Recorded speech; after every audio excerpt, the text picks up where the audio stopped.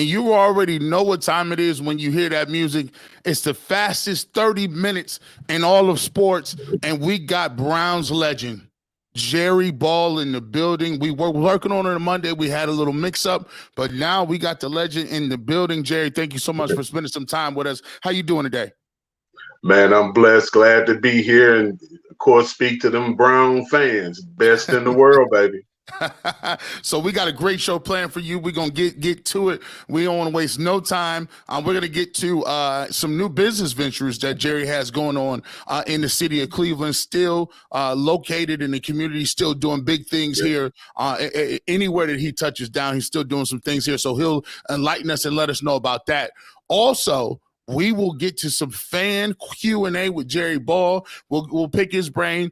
There's some things people talk about the Browns moving. Obviously, he's part of the old school dog pound. We'll talk about his time in Cleveland as well as Detroit. We'll get to that. But first, before we do anything, we got to talk about the 2023 season. Two of your teams were underdogs. The Detroit Lions making some big time noise. My heart goes out to them against the 49ers. I feel like they should have had that game won. It was in the bag. Yeah. And then the Cleveland Browns with Joe Flacco, Deshaun Watson goes down, and that team is ready to go.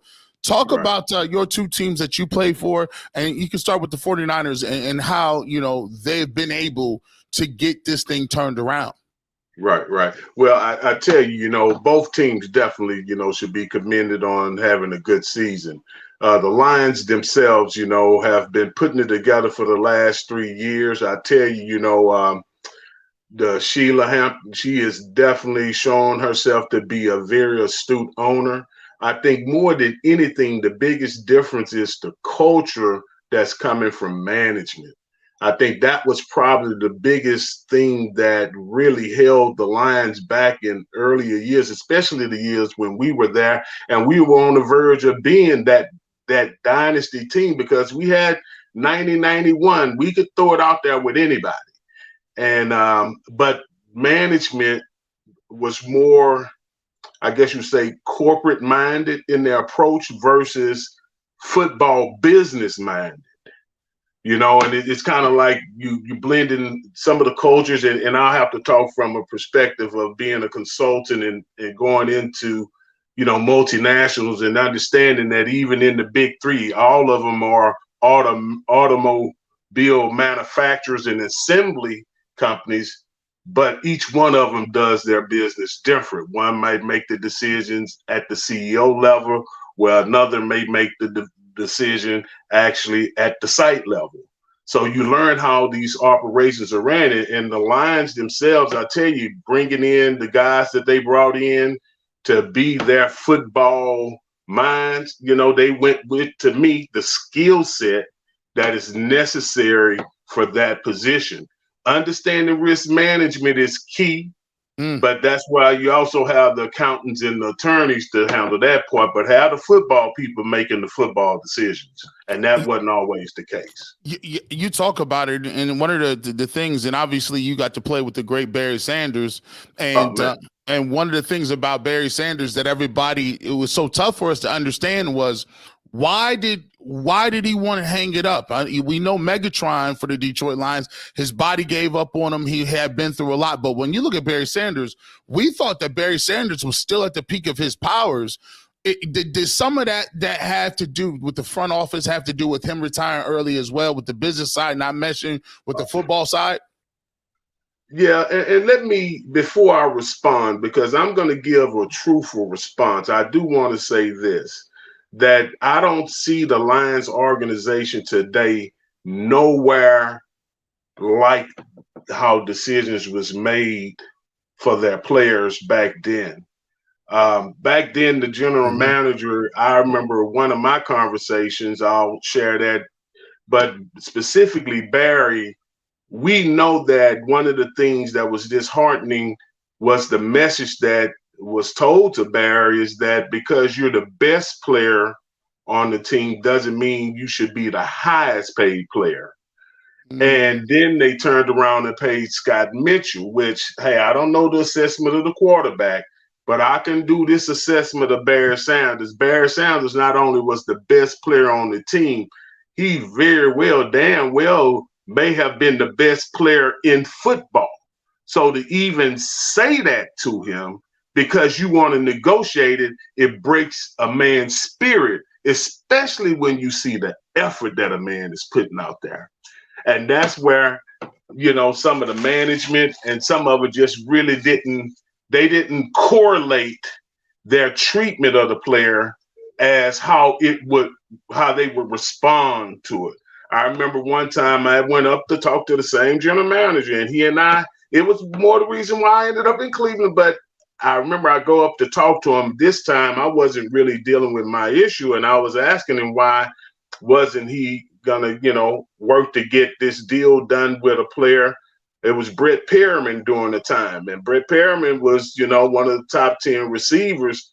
And he told me flat out, he said, Jerry, it don't matter if I pay him in the top 10 or the top 20, he's going to go out there and play. And I told him then, I said, but you know what the difference is? I said, the difference when he go across the middle like this versus like this is being shown that he's appreciated for the effort and the risk that he's taking. And that went over his head. But in all, again, the gentleman that came out of Ernst & Young now is running the football team. So it's not so much that the guy's skill set was bad for what he was prepared to do, but he shouldn't be the one making the football decision because it's not even apples and oranges. You talking about fruit and carpentry. I'll be honest with you. And that's so anyway, but that's the past. I am glad to say, just looking at them as an organization, from afar, and the times that I've been intimate there during the alumni week, the players, the coaches, I tell you, they show themselves to be class. Aaron Glenn, I think, is probably the unsung hero in that building. Not that I'm pushing the defense over the offensive coaches as much as it is, to win in this game, you got to put up a defense. This league now is a pass happy, high point offense type of system. Every team has it. So. And have you been have you had the opportunity to mingle and speak with Dan Campbell and give us a little insight into him as a head coach? Well, I've met him the first year that he was there. I've yet to really have a real intimate conversation with him, but just in the peripheral, seeing how he is, he's very engaging. He's a player's coach type guy.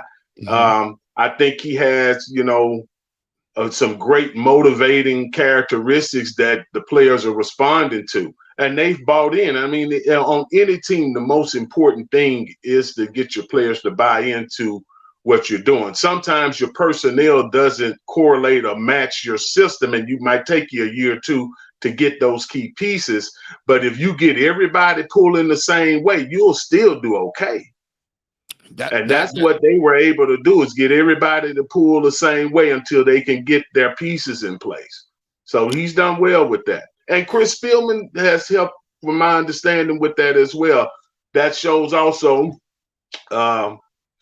Miss Hamp or Sheila, willingness to also put football people close to her. Mm-hmm. Let's talk about your time with the Browns a little bit. Obviously, you spent 2 stints here in Cleveland. You had an opportunity to do that, I believe, in 93. 92, 93, and also you came back in 99. And one of my good, privileged enough to call him a friend of mine, Leroy Horde, has great stories about you, and how you felt like you told him you was the most athletic thing moving at your size at the time back then. Yeah. I tell you what, God bless me. I tell you, I try to make sure everyone knows this, because I take pride of being a Brown, right? And I tell them that I'm the only Brown that played for the old Browns and the expansion. That's crazy. I was in both, right? And I tell you, Art treated me well when I was there. And, it was Bill Belichick's first. He's actually the person that made the trade for me. And Nick Saban was the defensive coordinator. John Mitchell, who's been with the Steelers over there winning championships, was the D-line coach. When I tell you, we had it in that room too, baby. We had it. And the only reason I left Cleveland is because it's two things. One, they were gonna let Michael Dean go.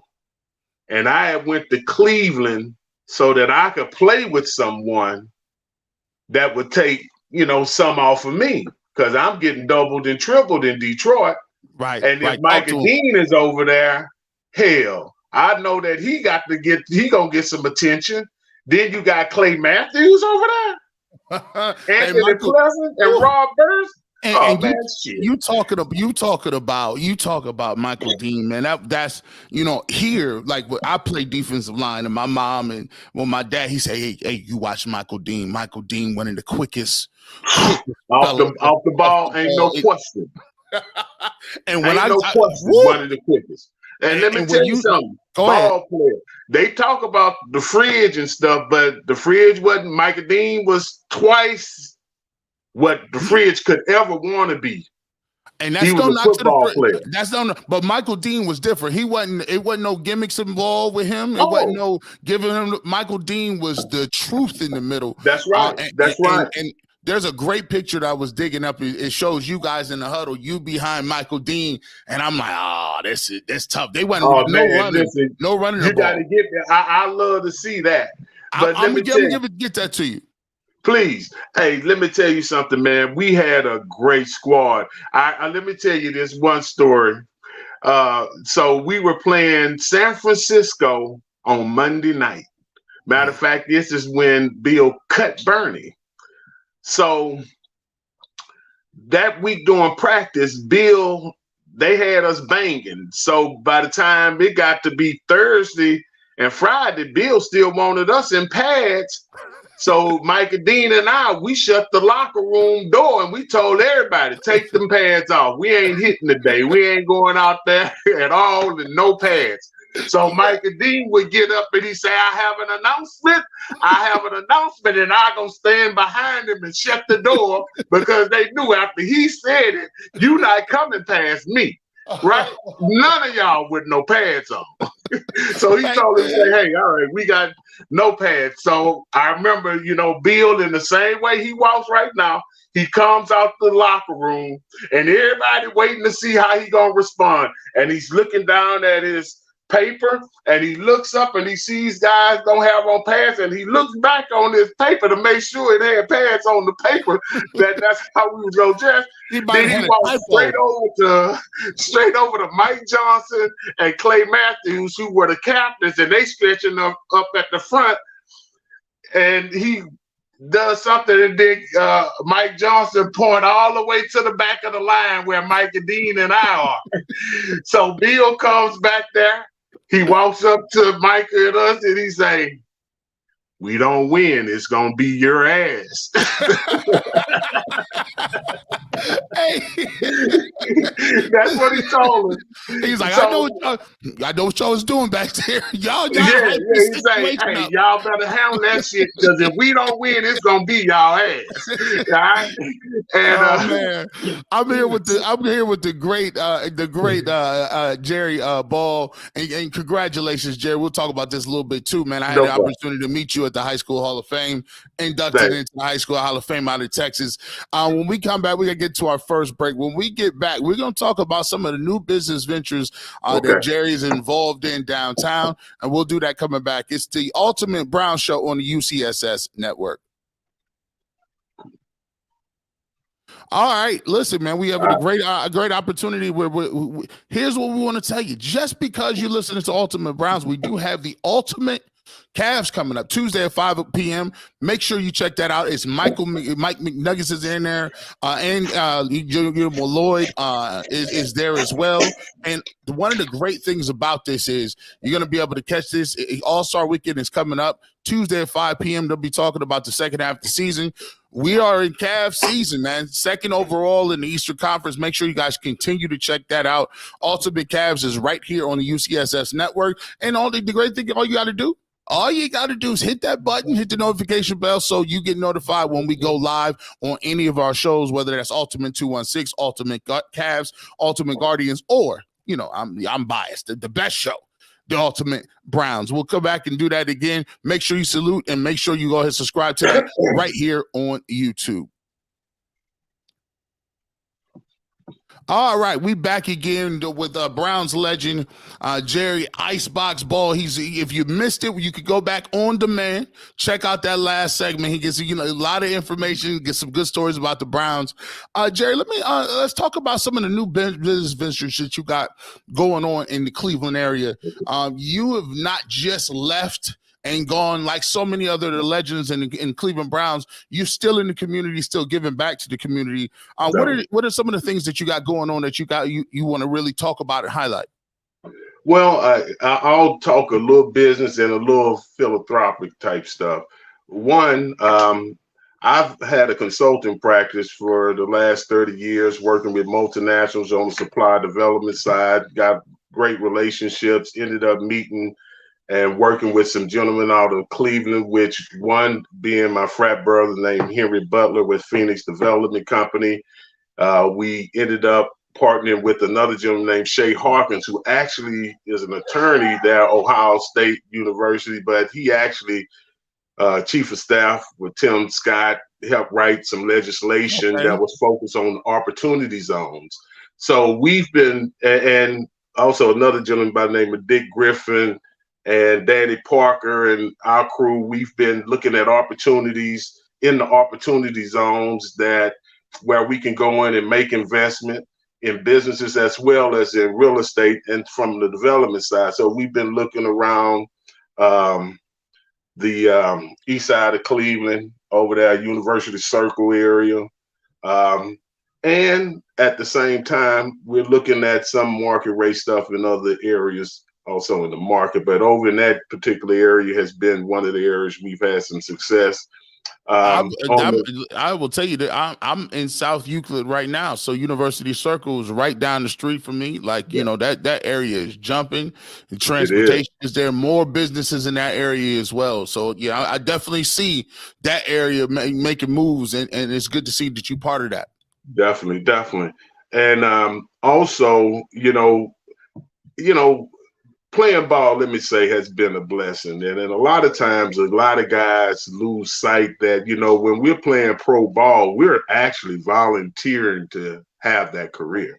We could go get a regular job and things like that. So I've been very appreciative for the Lions drafting me, the Browns, the Vikings, and the Raiders all giving me an opportunity to let me play a game that I love. But one of the things that have always been important to me, because I was a business owner at 18 with Southern Pacific Railroad, was I understood how jobs impacted lives. Can you talk about that? I hate to talk about that a little bit, because you being able to do that at such an early age, that's a crazy thing. That doesn't happen often. Talk a little bit about that. How did that come about? Well, I'm from Beaumont, Texas, which is an oil and refinery town, but, they move a lot of things in and out through rail. My family is a railroad family, and my grandfather had siblings.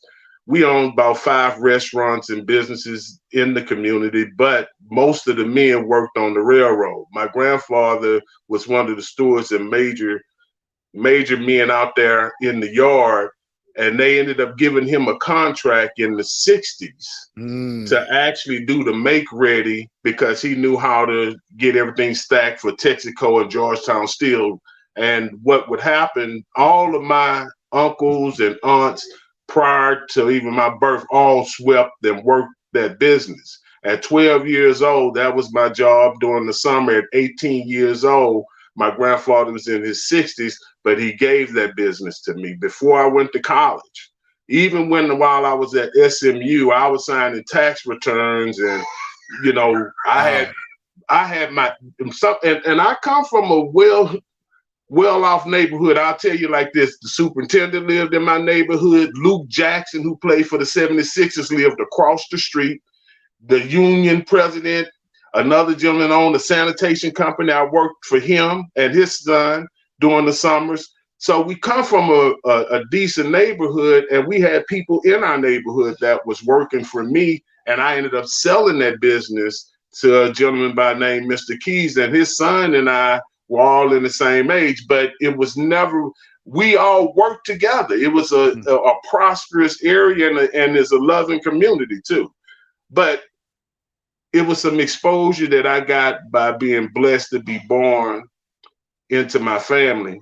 And from that, the one thing I recognized about football, listen, when you out here in Texas and they put 100, they have unit cars, they'll put 100 unit cars or box cars on one rail line. And it's our job to clean it out, no matter what's in it. They could have had oil, pellets, anything in it, and then put back in it what they need for the next shipment before they move it to the rail yard. It would be so hot out there, the heat would be coming off the rail. You could see the waves.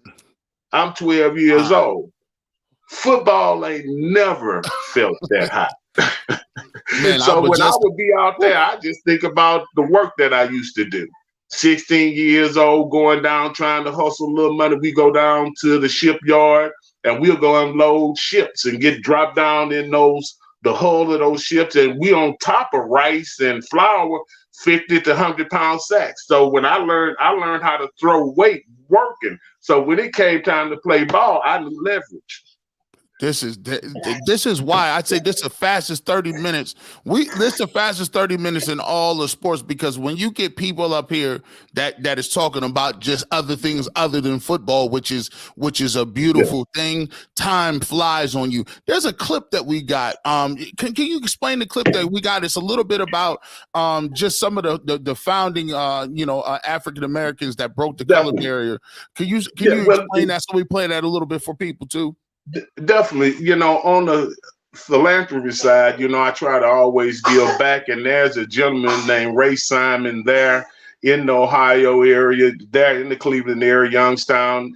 And he actually created this piece of artwork, and the name of it is called Breaking Barriers. And it reflects, before Jackie Robinson's story, how the Browns and Paul Brown played a role of integrating the NFL. And it's a painting that we're trying to not only promote and get pushed out there, but it has an educational component to it that, fosters learning. And we're trying to correlate those two and move them around the community. So what I'm helping these guys do is meet other players that have nonprofits and some goodwill out there, so that we can get it out there and see if that curriculum can help and benefit. But that's Ohio people, and we're there to help. And that's one of the things that we're doing. I have an organization that I've created called Community Restorative Participation Alliance. This is where I'm replicating, going into communities and helping bring healthcare, housing, and solutions to the community by focusing, taking away from the macro, bringing it down to the micro. Because most things, as an athlete, we see all sectors and we have an advantage. One of the most disappointing things, let me tell you this about the philanthropic side of it and why it's important that we do it. For the NFL to have to go get Jay-Z to speak inside of our community, yet the people that have the most infrastructure is the players that have across the country contributed back into their community, can be a direct voice into those communities. Not an idea, but things that are applicable. Because when we're playing, we're coming into Cleveland, we don't know if the kids need books or if they need security. We don't know if they need tennis balls or if they need tutors. So it's important that we understand from the community what the need is. So when we talking down, we have to first have an ear. So I'm trying to give a platform that allows those that have the resources that say, hey, we want to make a contribution. Okay, we're here. Let's create this platform so that they can come to the table. They might not be formal as the corporate presentation is needed, but they've been 30 years in the community serving it. And these are your customers. These are your, people. So I feel that I have that ability. I'm blessed with that. Well, listen here, and I'm gonna ask you here. I don't even know. I gotta, on our channel we got to Ultimate 216. We only got about 4 or 5 minutes, and I do want to play this clip. But I think it's important that you get people hear that, because we do Ultimate 216 where it's only community based. We talk about things that affect our community, from finances to everything. Earl the Pearl does a great job. He's a guy from the inner city of the East Side, and I think you'd be great to talk about economics, talk about the community, and how to get I would love changed. to. And all the gentlemen I mentioned are welcome. They're already contributing. But let me just say this: the title that is Breaking Barriers, right? Mm-hmm. And the way that I want the people to really correlate it, in every essence of life, we're breaking barriers. Housing has barriers to breaking. Lending has barriers to be broken. Healthcare, mental illness, everyone has a barrier to break. And I think by identifying and using it as a message, we can replicate some solutions out here that are grassroots, not just from the ivory tower. But anyway, please share. Oh, and we're going to get one more break, and then we're going to end this show. What I'm going to do is we will push fan mail to next week. If you don't get your fan mail read now, we'll get it on Monday. But I really want to end on this, and we'll get one more break in here. You're listening to the Ultimate Brown Show on the UCSS Network. As I told Jerry, the Ultimate 216 is always Thursdays at 5 p.m. We talk about some of the same things that he's talking about: economics, the community, uplifting, business, all of those things we talk about on Ultimate 216. Earl the Pearl is over there. I'm going to connect Jerry, so hopefully he's going to be able to come on to Ultimate 216 and talk more in depth about these things. Ultimate 216 is Thursday at 5 p.m. Don't miss it here on the UCSS Network. So what I want to do now is, we got about 2 minutes. Let's end right now on this integration clip, and it talks about some of the things that we've been talking about, the great Mary Motley, Paul Brown, and some of the innovators, and we'll do that right now. In 1946, 6 courageous men changed professional football. Paul Brown signed Marion Motley and Bill Willis to the Cleveland Browns, breaking a 13-year ban of Negroes in the NFL. While on the West Coast, UCLA athletes Woody Strode and Kenny Washington were signed by Dan Reeves to the LA Rams. These signings would later be historically viewed as monumental stepping stones on the path of America's continuing journey to racial equality.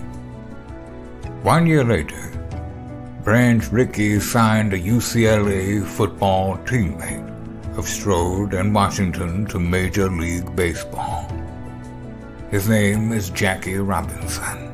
Yes, that Jackie Robinson.